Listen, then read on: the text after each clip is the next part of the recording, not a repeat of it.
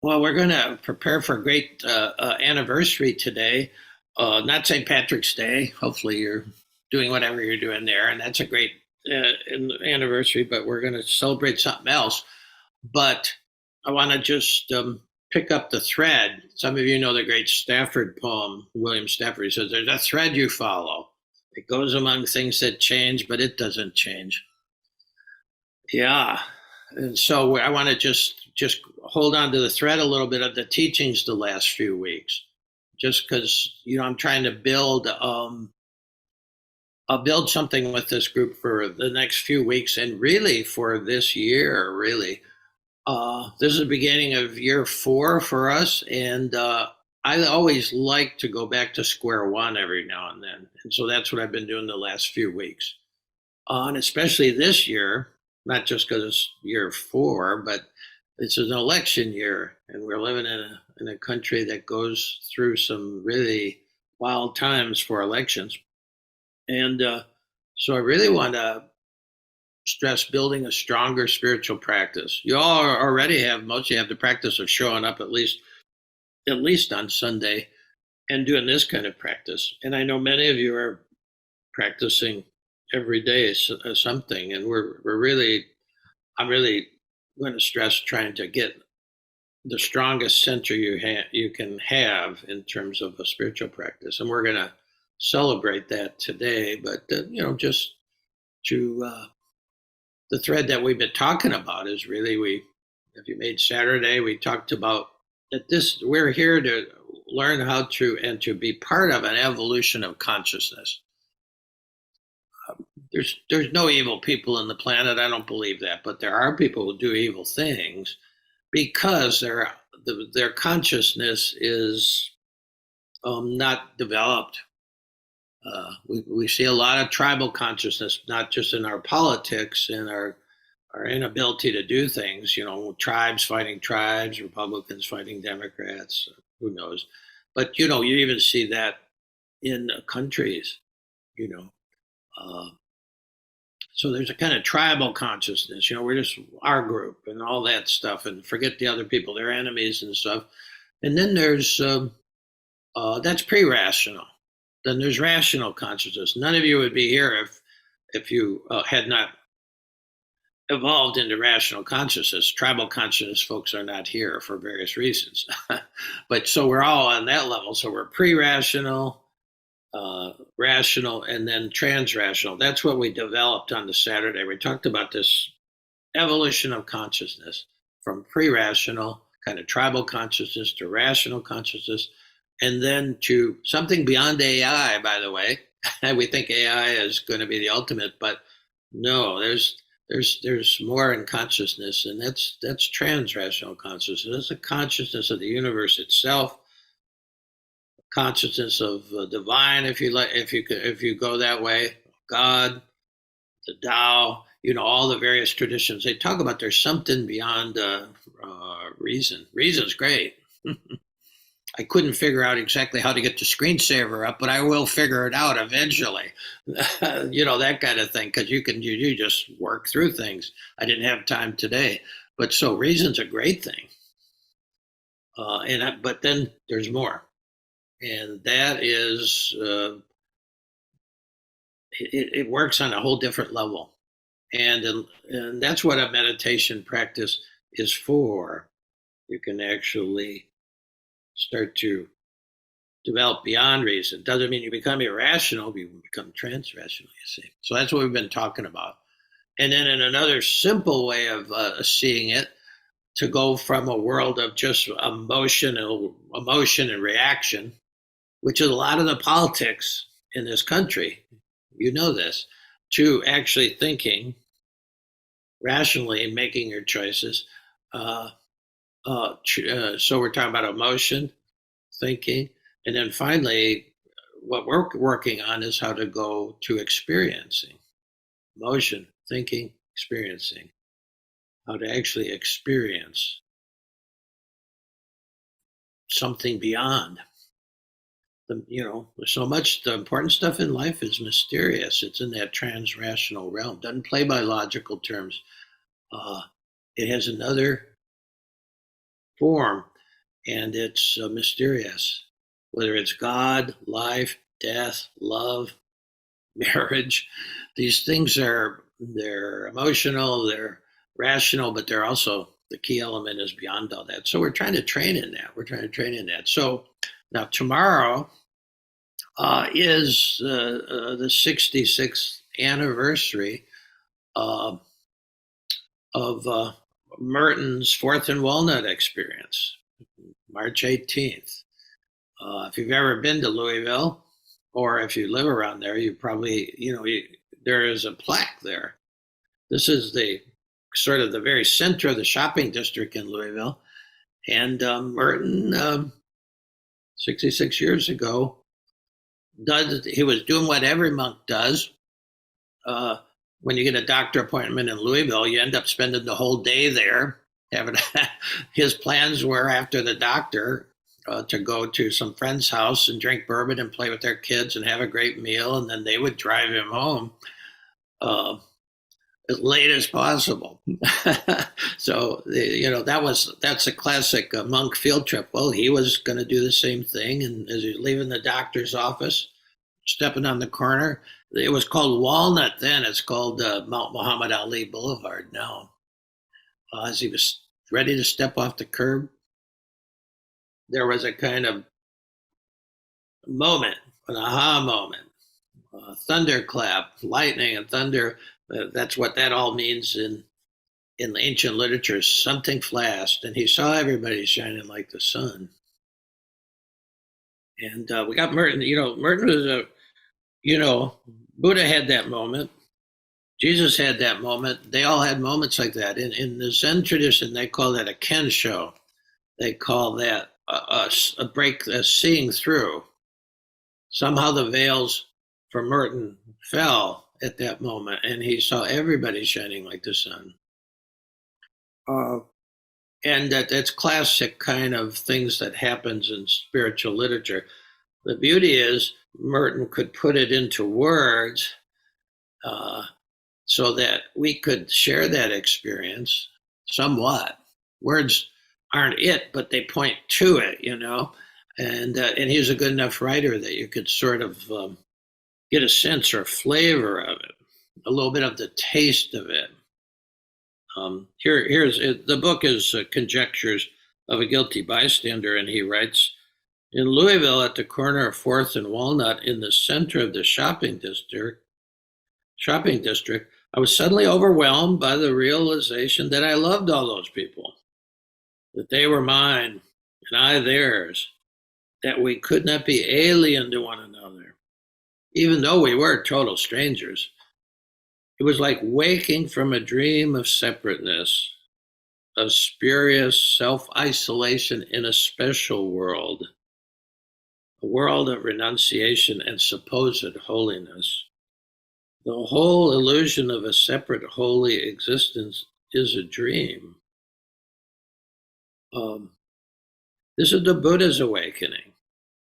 He woke from the dream. The Buddha is the guy who woke up, long time ago.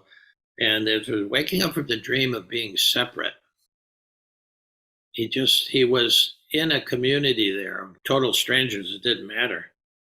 He said, a dream of separateness, a dream of self-isolation in a special world, a world of renunciation and supposed holiness, the monastery. A monk, he was special. No, he was just one of these folks. The whole illusion of a separate holy existence is a dream. And then he says, a page on, he says, well, if only everybody could realize this, but it cannot be explained. There is no way of telling people they're all walking around shining like the sun. So they have no program for this seeing. It is only given, but the gates of heaven are everywhere. Interesting. So that was, there's a bronze historical marker on the corner there, and I still believe it's probably the only historical marker to a spiritual experience in this country. We've had a bunch more, but they're not. They don't. Somehow Merton put this kind of thing on the map. This was in 1958. Okay, Now, Merton, he banged away at the monastery for 17 years before this time. And if you don't know the monastery, the monks wake up and they do their first chanting from the Psalms at 3:15 in the morning. It's 45 minutes of chanting away, usually some days in the dark when somebody reads a little light thing. And so you're in the dark speaking these ancient poems. And then they actually show up five more times. So six times they drop what they're doing, whether it's for Merton, might have been writing, for somebody else who was wrapping fruitcakes. They do have all have their choice there, but they would the bells ring, they drop what they're doing, and they go into the um, cathedral or into the church, the choir, and then they do these psalms six times a day. You add mass, that's seven times. They get together, they drop what they're doing seven times a day. I remember I had an Islamic uh, uh, head of the Islamic guys in E-Town, which was nearby. The I don't know what you call it, the sheikh of there, and he came over to give a talk after 9/11 to my students, and then I took them through the church. Catholic stuff is very different than Islamic stuff. They don't have any representation of anything. They don't want you to get the wrong idea. Big black cube for Ramadan, it's just a black cube. And and he saw the pictures there, and I said, "Have you ever been out to the monastery?" And he said, uh, "No." And I said, they pray seven times a day. And he said, "Christians?" And I said, "Yeah, they pray seven times a day.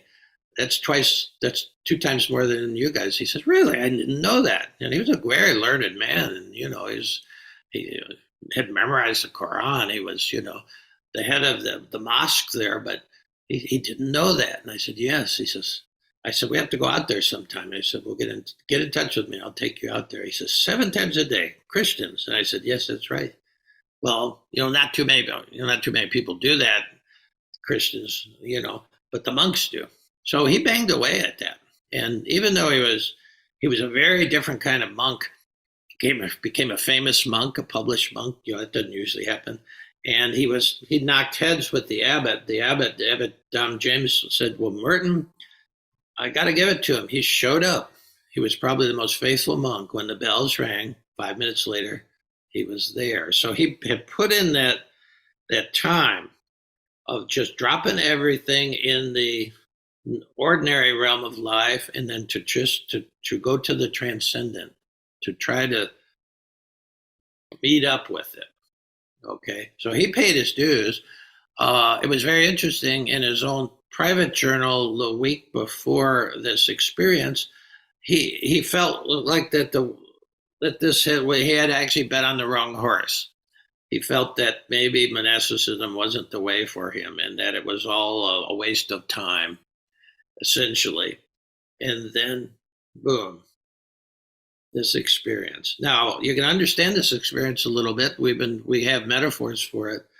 We've talked about in the Islamic literature, and the Sufis especially stress this, that Allah spoke to Muhammad one time, and he said, the divine appeared and spoke to the prophet, the human prophet. He said, Muhammad, between you and me, there are 70,000 veils. But between me and you, there are none. To me, that's maybe one of the greatest guides to practice there is. See, here's what he's talking about. So you have seen me do this before. Now I'm looking through one veil here, and I can see the squares. See you guys. Two veils. I can see the light in the windows behind, and I can see the outline of the computer, but I can't see you. Four veils. It's like a brick wall. And these veils are thoughts. They're thoughts. They're not. It's not like the Berlin Wall, although even that fell. when consciousness reached a certain point, and it was a real surprise. The Berlin Wall was an aha moment. Nobody saw it coming, so you don't really know uh, the time and the place, you know. But for Merton, using that metaphor, the last veil fell for a moment, and we're lucky enough that he could write about it and just say this is possible for a human being. You know, again, words are not the experience. The menu's not the meal, you see. But it's like a finger pointing to the moon, as the Zen guys would say. So this experience, everybody was shining like the sun, not just Burton. And had no idea, you know, but they couldn't see it. He said, gee, he said, I wish, you know, you just can't tell people about this. Well, you sort of can point towards it. And then people can, you know, he's saying you can experience this. And actually, that was a big change for him. Now, besides the fact that he could write about it and point to it skillfully, then he lived in light of it. It changed his whole life. He changed the stuff he was writing about based on that. He wasn't writing about the monastery and cloister and that kind of stuff.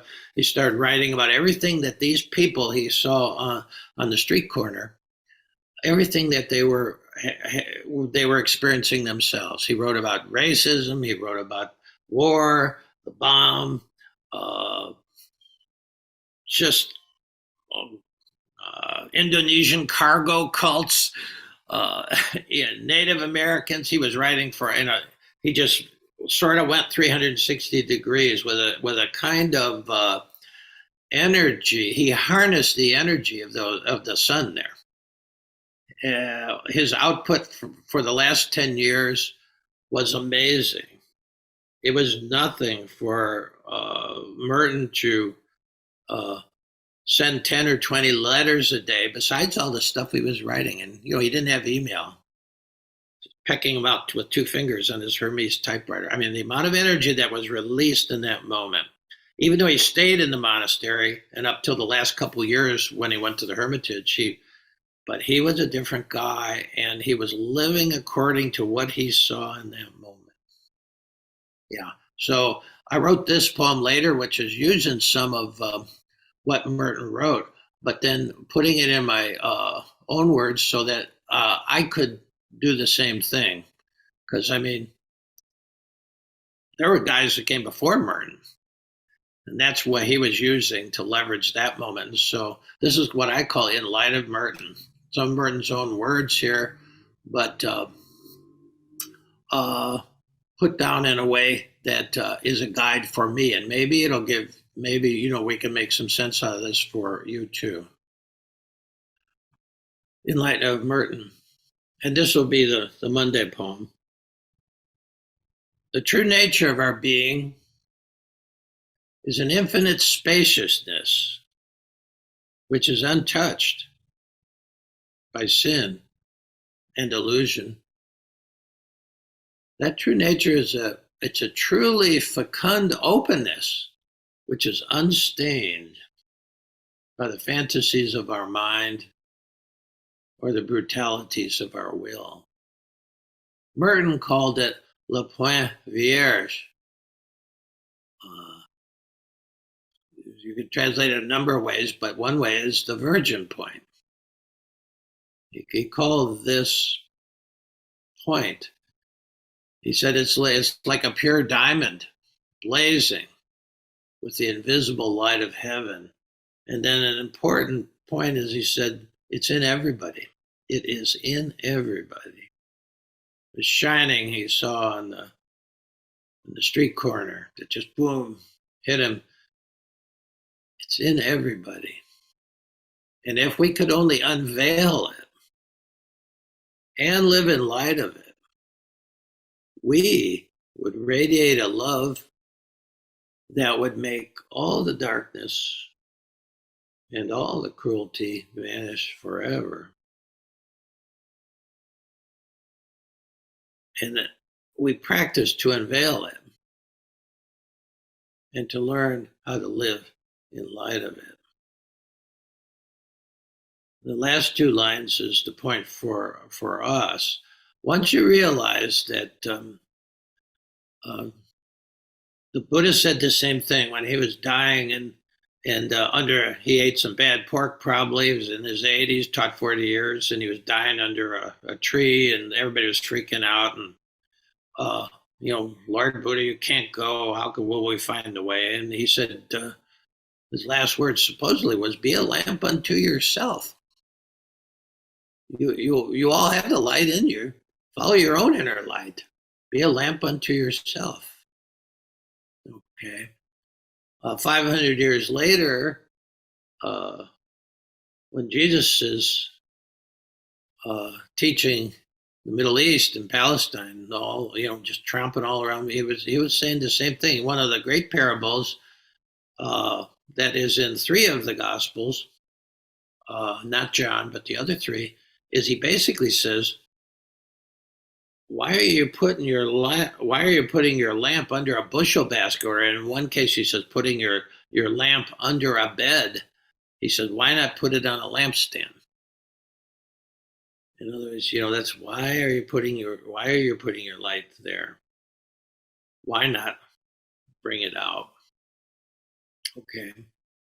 Well, our light is behind these 70,000 veils, you see. It's so far buried, maybe 70 million veils. We don't know. But it's veiled, and most people don't even know they have it. But again, the key thing that he says to just repeat the lines, it's like a pure diamond blazing with the invisible light of heaven, and it is in everybody. And if we could only unveil it and live in light of it, that's, that it's hard enough. It took him 17 years to unveil it, but the brilliance is then he didn't have that kind of vision, probably. Well, he had one more before, about a week before he died, actually, in Sri Lanka. But still, he lived in light of what he saw. He didn't have to see it every day or every minute. Of course, those kinds of things fade, but he knew what it meant, and he lived in light of it. And if you could do that, you could radiate a love that would make all the darkness and all the cruelty vanish forever. And that's what we're supposed to practice. We're supposed to, first of all, unveil it, and then learn how to live in light of it. So that to me is a great guide for practice.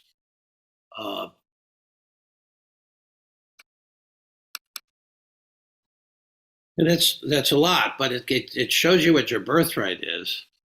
We went to a Taizé thing the other night. I had a retreatant here, and Pam sings in the choir, and they were doing this kind of French chanting of very simple things over and over and over again. Excuse me. And we went to see it, and it's always lovely. It's meditative. And they chanted one,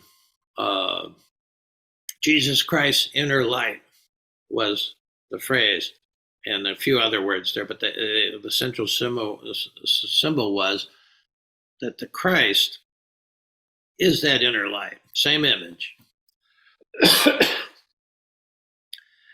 And that we all have it, whether you ever heard of Christianity or not, whether you believe in it or not. It had nothing to do with belief. It's just a given. A given. It's our birthright. You could call it the Buddha nature if you want. Words aren't the important thing. The fact that we have this great potential. And, certain people, when they realize that, they see that, they whatever your practice is, it's dropping the veils. When we, in a few minutes, when we have our 20 minutes of silence, we had 10 minutes of silence in the Taizé thing, and you could see most people were like, that's a lot for a Catholic church. You usually hear the gospel, the priest sits for about 30 seconds, and then he gets up, let us pray. I asked the priest one time, who was a good friend of mine. I said, "Why don't you give him a little bit longer time to just sit in the resonance of the gospel?" He said, "Oh well, more than 30 seconds, and people are looking for their keys and they're ready to go, and you could feel it in the group." Ron was there; he knows. Afterwards, Pam said, "Oh my God!" She said, "I'm just hoping someone would move, you know." And so you see, it's a training. It's a training. And so when we're sitting, you don't we're not thinking. If you go back to being in the box or out of the box is made of thoughts. And we think way too much. One Zen master who I like a lot, Joko Beck, she said, probably you need to do concentrated functional thinking about 10% of your 16 waking hours. The other 90%, you can turn off that blender and you could just experience life. You could look outside. You could see the squirrels playing. You see the blue sky. But no, there's some days where you never even get a glimpse because the blender just running. We're thinking about life. We're thinking about our problems. I could be spending time thinking about the septic tank now. It's coming and gone from my mind, because that's not, it's not near as interesting as this. But so when we're sitting and then we're just being in the present moment, which is the only moment. We're just sitting, being here. And any kind of introductory thing you do is try to bring you below the surface of life, thinking about things that do need to be thought about, but not now. And then going down through the body into the inner landscape, the heart, the soul. People describe it differently, but then just be there. Total vacation. Until all of a sudden you start thinking about the septic system again. Well, maybe we could do this, maybe we could do that. And then when we're doing this practice, which is, it's a different kind of practice than Merton did, although he did this too. He was one of the few in the 50s was trying to find out what Zen meditation was all about and was practicing it. That's why he went to the East. He wanted to meet these guys. But he was really one of the first who way before anybody else was even doing yoga in this country, Merton was practicing just sitting, just being, and when the thoughts occurred, drop it, come back to experiencing just the feeling of the temperature, the sounds around you.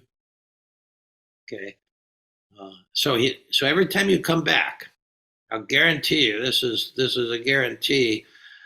Veils drop. I don't know if you have 70,000 or 700 or 7 million veils. Nobody knows the amount. Merton certainly didn't. Why should we know? But I can tell you every time you do this, and this is our practice when we get together and do this kind of sitting, is you notice you catch yourself thinking, you bring the mind right back. However you do it, the breath is a good tool because the breath is real. Most of the thinking we do is dysfunctional. It has nothing to do with reality. You know that. So this is the practice of learning how to drop it. And if you practice it,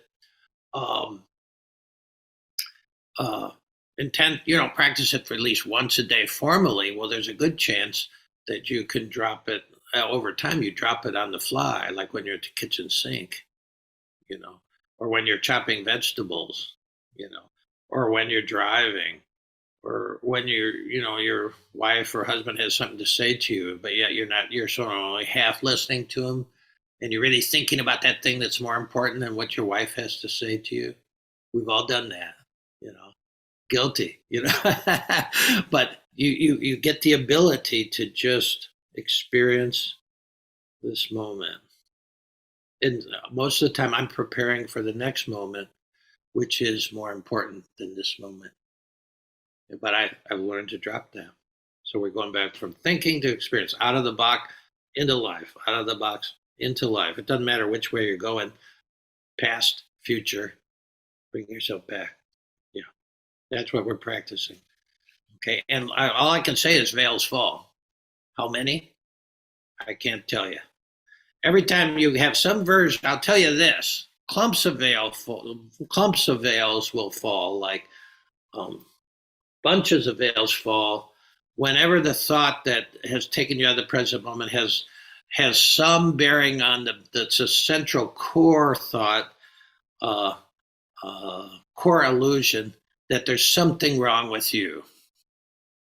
Maybe it's, oh, Jesus, I've been doing it. I really don't know what I'm doing here. Boy, lots of veils fall, or I'm really not very good at meditation. Or, if you knew me, you couldn't love me. That's a great one, you know. So those, anything that's really even remotely spawned by that original core belief, which is a total lie, it's the big lie that there's something wrong with you. These other people, they know what they're doing, but I don't know what I'm doing.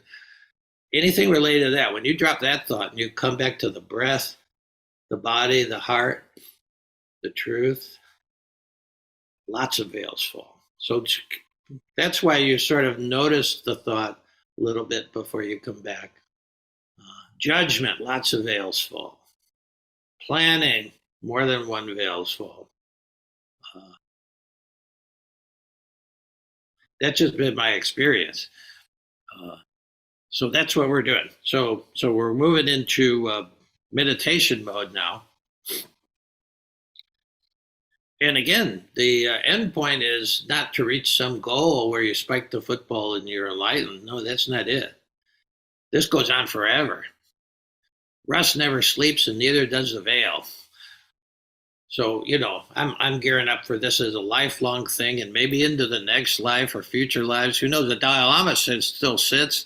The Buddha kept sitting even after that experience because rust never sleeps.